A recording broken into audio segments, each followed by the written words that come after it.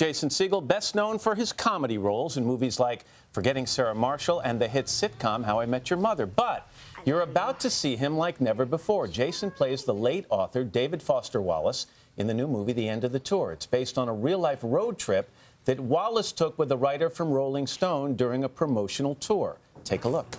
If we ate like this all the time, yeah, what would be wrong with that?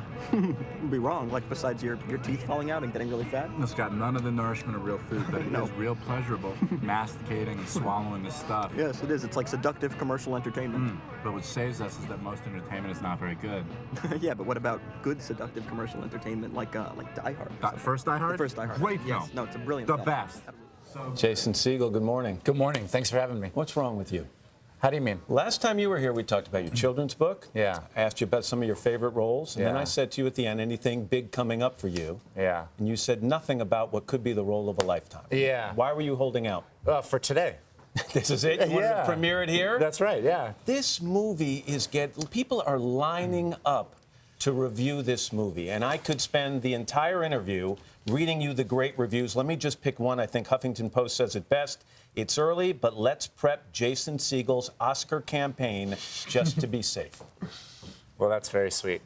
What I hope more than anything is that people see the movie and pick up David Foster Wallace. I mean, his writing really moved me, and I think he'd do the same for a lot of people who haven't read him before. Yeah, I think it's important to note that there was a time in your career where you were making a lot of comedies and you were making bromances and all those things. And you consciously said, there's something else out there for me, and I want to try other things. Did you immediately get a good reception and start seeing scripts like this? Well, I'll tell you, I think it speaks to the power of a decision. I'm not really a hippy-dippy kind of guy, but I had just reached a point in my life, 34 years old, where I just felt like what I was putting on screen wasn't really reflective of what I was thinking about.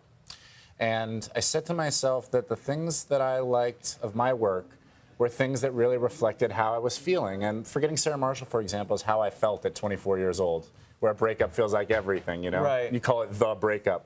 And at 34 years old, I was thinking about how I was going to spend the next 50 years in a way that felt good to me. And that's what this movie is really about, how we want to spend our time and what's going to make us feel satisfied. It's an extraordinary role. The writing is beautiful. The delivery between you and especially Jesse is amazing. Yeah. I mentioned the late David Foster Wallace. He committed suicide back in 2008 in his mid-40s. He's very concerned throughout the course of this movie how he'll be portrayed in this article in Rolling Stone. How do you think he would feel about the way he's portrayed in this movie? Well, I learned a while ago, I don't think it's ever smart to try to guess somebody else's mind. When I try to guess what somebody else is thinking about, they're always thinking about me, which is probably not the case. But what I do think is that the movie is a real extension of the themes of his writing, of Infinite Jest, and a speech he gave called This Is Water, which people at home can YouTube. It was a speech he gave to the Kenyan commencement class, and it talks about how we want to spend our time, what we want to think about, and what's going to make us feel good when we go to sleep at night. Can you do a movie like this and get all the attention you are getting and will get for this role and then go back to some of those other roles, even if it's how you feel at that time in your life? Yeah, well, I don't feel limited by any genre, but what I do want to do is movies that you walk out of the theater and want to have a conversation about. And I also want to do things that make me scared. Last time I was here, I was talking about my book, Nightmares. Right. And at some point, it occurred to me that I'm telling 10-year-olds that the only way to achieve your dreams is to face your fears. And I can't say that to kids and not do it myself.